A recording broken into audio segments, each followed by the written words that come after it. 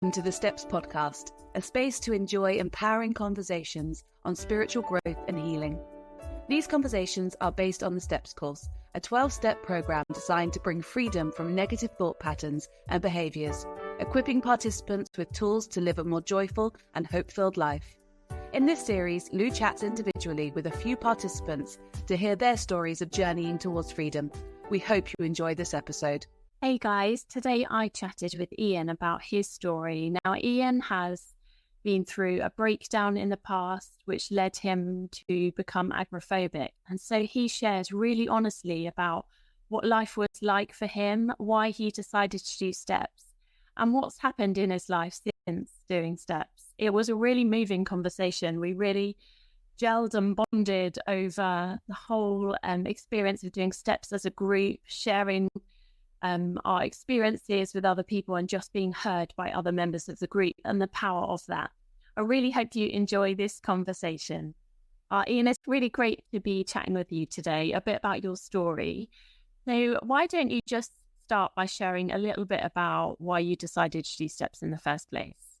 Yes, I chose to do steps after seeing an impact it had made, first of all, in my son-in-law's life and then in my wife's life. She has done the steps course 2 or 3 times, and each time has found it really helpful.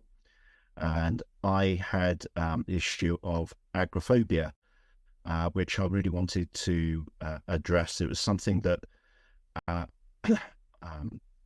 experienced as a result of having a nervous breakdown nearly 6 years ago.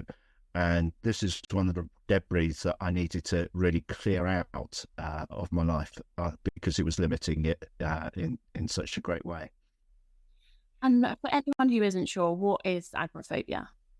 Well, agoraphobia for me anyway was particularly the fear of going out into public places where there are crowds, where there's lots of people around.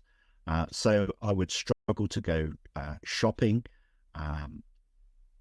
Several times when I was out with my wife, if we were doing shopping in the supermarket, I would end up having a panic attack, and she would have to try and steer me out of the place and get me home. It would limit me sometimes going to church, although church generally was a fairly safe place for me. But certainly I wasn't able to go on public transport, unable to go to the cinema, do many of the things in life that one really enjoys doing, even going out for a walk in the countryside by myself. That was something I was not able to do. I wasn't safe to do so. I didn't feel safe to do so.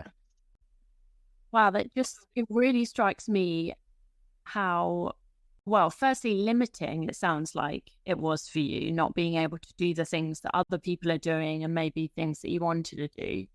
But I don't want to put words in your mouth, but it also sounds like it could have been quite lonely experiencing this.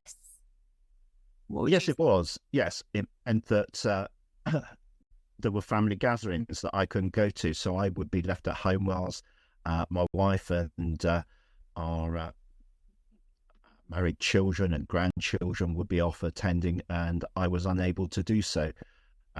There would be events at church that I would want to go to, but I was unable to do so. So yes, I would be left at home very much on my own. So yes, it was lonely, and it certainly made life very dark and at times really quite difficult.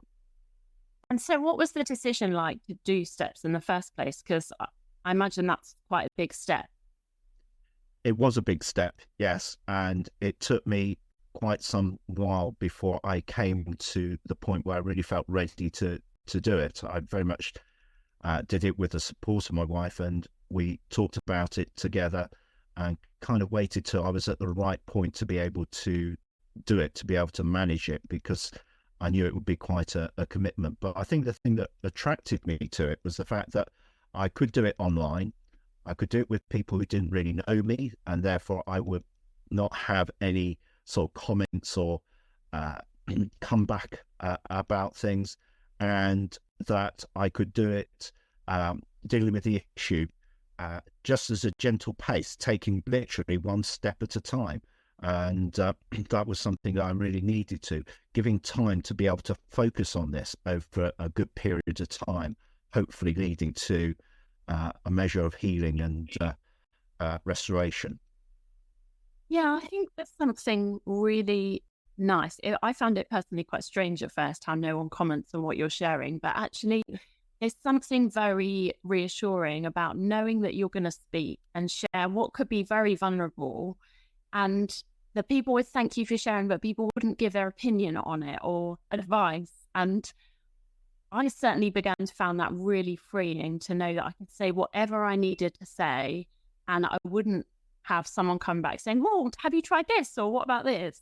I could just be heard for what I had to say. Yes, that was the thing I found most beneficial in many ways, the group time, being with a group of people who were very honest about their different issues. And there was a wide range of issues. So we were all talking about different things.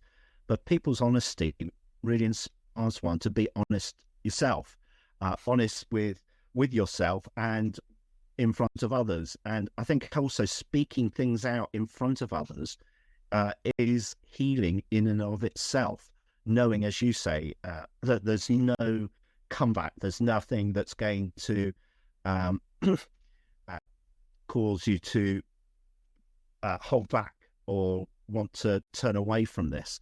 It's a safe space, and it leaves you hearing other people's stories, inspired to be able to have the courage to share really what you have been going through, what you're feeling, what's happening in your life at this point. And again, with that freedom to be able to say what you want to say in the time that you're given. Yeah. It's something, I think there's something also in the fact that, I don't know about you, but sometimes I can have this thought going around in my head that I'm the only one that thinks these thoughts, or I'm the only one who has doubts about things. And then when I'm in a space where I can hear other people sharing some of their thoughts that could be quite similar to mine, I'm like, oh, I'm not alone. There are other people. Maybe they're not dealing with exactly the same stuff, but I'm not alone in the thoughts that I have. And they're quite common. And I think that can take the sting out sometimes, when you know that other people are going through stuff and you are as well, and we can just be open and honest about it. I think that, yeah, at least for me, is very freeing. Absolutely. I found it exactly the same. As you say, people may be dealing with different issues, and we had a wide range of issues in the group I was in, but many of the thoughts and the feelings behind those issues, as you say, are just the same, and so it underlines the fact we're not on our own, and in fact many of us, perhaps the majority of us, go through periods like this at one time or other in our lives. So yeah, you feel kind of encouraged and supported in that, even though you're not, if you're doing it by Zoom, as I was, you're not in a room with other people, but you feel you're with other people, and that makes a real difference. Really does. Were there any steps that really stood out to you that were particularly meaningful to you? Well, step 5 was the key one for me, where you make an act of confession to the Lord, but in front of a facilitator. It's something I've done before in the past, many years ago, so the concept wasn't entirely new to me, but this time it made such an impact. I found that I almost broke down as I was making my act of confession, but then as the facilitator prayed for me, I suddenly felt as if a heavy dark cloud was lifted off from me and taken away, and that I had been set free. And with that, some verses from a passage in the Bible came to mind, which had been very significant for me a number of years ago, and it was just like an act of complete renewal was taking place in my life. And that has proved to be the case since then. So it was just an amazing experience. I can hardly describe just how fantastic it was, but it was for me. Oh, that's amazing.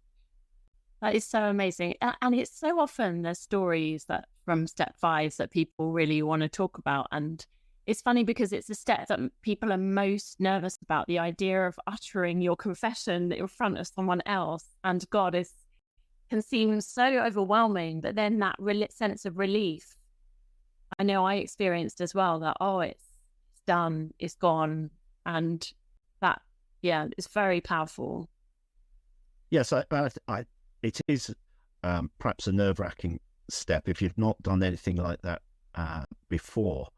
But I think one of the things that had helped me already was that in the previous 4 weeks, we were already creating a bond with other people in your group, and knowing that it's going to be the same for us all in one way or another, and that the facilitator themselves has done this themselves. So it's not as if they're sitting there in a kind of judgmental position in any way. They're there as a fellow traveller along the journey, and that is just so helpful, so supportive and encouraging. I think that's what makes a real difference in this approach to dealing with your issues. Absolutely. There's no hierarchy. Everyone is just working on their stuff. Yeah, absolutely. Yeah, it's so good. And so step 5 was obviously significant for you. Tell me just about kind of doing the later steps and life since. What difference has it made, or is it making, if any, in terms of your day-to-day? Well, the difference it's made in my day life is remarkable. I have started taking, again, one step at a time, but found I was able to go out and go for a walk by myself. I stopped on occasions doing the shopping for my wife. Not that as I say, I enjoy shopping. I first of all, I went just to get a few bits and pieces and found I was absolutely fine.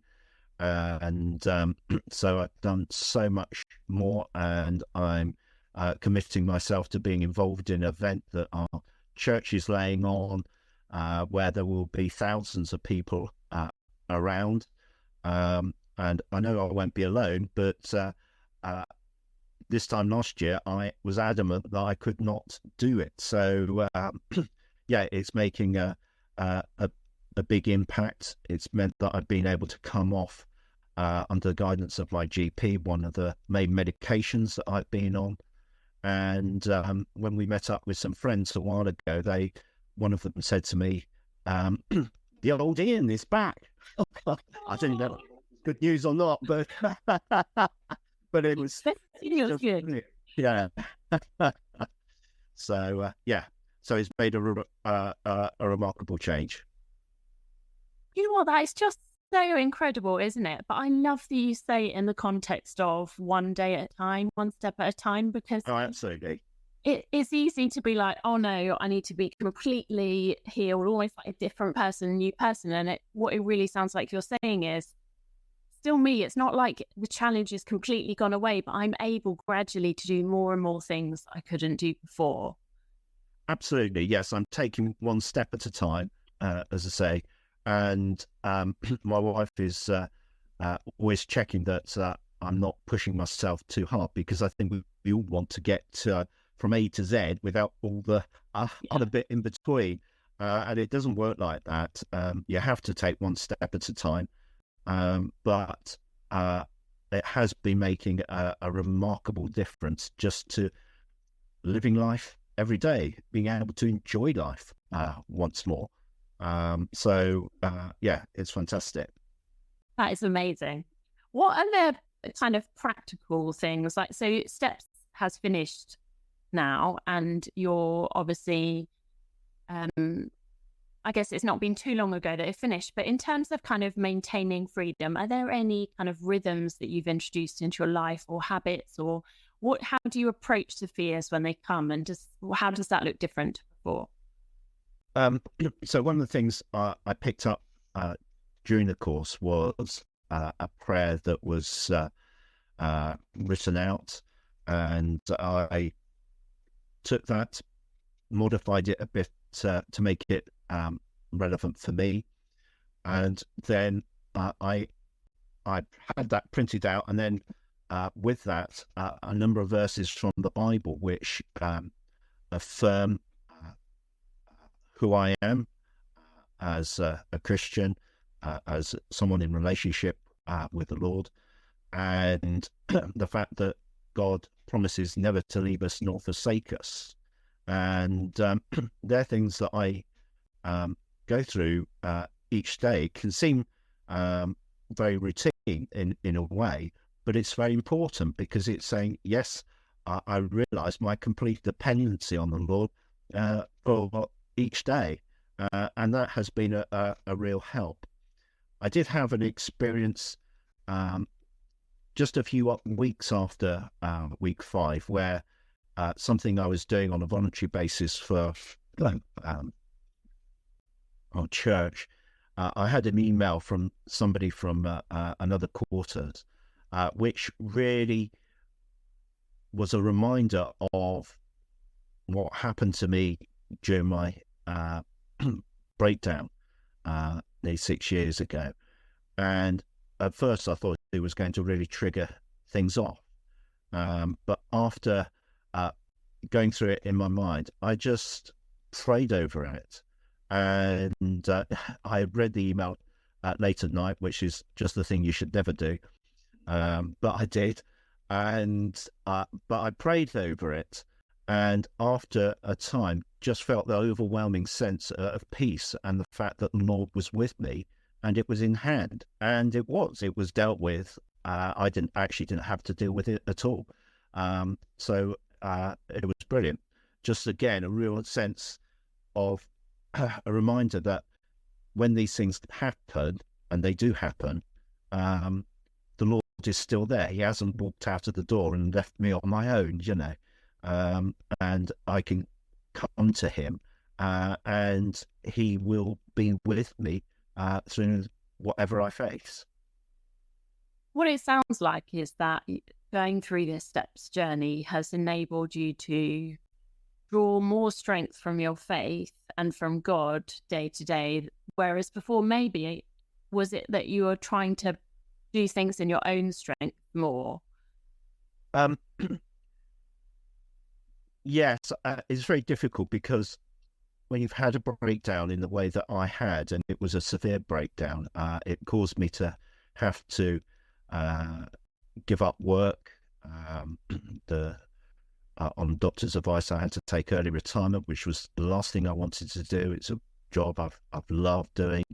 I've been a church leader for many years, and so on. And it's very hard with that to mentally process everything that you're going through. So I've had other stuff before, various counselling and different support from various people. But this really helped to deal with, as I said earlier, one of the debris remaining from the issue that had happened. I mean, everything was rooted with childhood trauma. But now this has, if you will, cleared the decks, cleared something that was a real obstacle there. And in a way, I just knew I needed help to get over it, but it was finding the right kind of help. And the STEPS course was exactly that help that I needed. What would you say to someone who is struggling in some way? Maybe someone is listening to this and really identifies with the breakdown or agoraphobia, or just being in quite a dark place mentally. What encouragement would you want to give to them? Well, I'd certainly say to them, consider doing the STEPS course. I think everyone who approaches something like this, certainly for the first time, as I did, does so with a degree of apprehension. I can remember when I logged on for the first session, I was thinking, am I going to be able to get through this session? But actually realised that very quickly you're there with a group of travellers who are going on the same journey with different issues. And you're in a place that is safe. You're free from condemnation or criticism. You're just working through the issues with the help of everyone else, but also recognizing that we all need God to lead us through these issues. And I would say to them, give it a go. What have you got to lose? I think you will find that it will make a fundamental difference in your life. So I would encourage them to go for it. Amazing. And am I right in assuming that you'll be doing steps again? Yes, I hope to in the new year. Now I need to just continue working on what I'm doing at the moment. When I feel I'm confident that I'm in a more stable place, really am out there, then yes, there's another issue I need to address. So yes, I will be. Oh, we're looking forward to seeing you there, Ian. Thank you so much. It's been I'm just really kind of struck by your honesty and vulnerability, and I really believe that it's going to help and encourage other people. So thank you so much for sharing. Pleasure. Thank you so much for all that you've done. Hope you enjoyed that episode. What I really loved about what Ian was sharing about was him referring to those who do steps as being travellers on a journey. I really love that, because the whole idea of steps is that we do it one step at a time, one day at a time. And we're all in the same boat. We all have things that we want to work on, and we all are working towards freedom. There's no hierarchy. There's no one who's made it. We all are very much aware of our powerlessness, and it's in that place that we find freedom, but we do that as a community. And the conversation with Ian really highlighted that. I'm just really full of admiration about how honest and open he was. And I really hope that it has encouraged you today as it encouraged me. The Steps podcast is brought to you by Steps Global, a non-profit charity that is funded by a group of Steps supporters. These are people who have experienced personal transformation through the steps and who want to share these tools more broadly so that anyone can find freedom from unhelpful thought and behaviour patterns. To join us or share a one-time gift, visit www.stepscourse.org/support. If you are interested in finding out more about the Steps course, including upcoming courses, sign up to our mailing list via our website. Thanks for listening.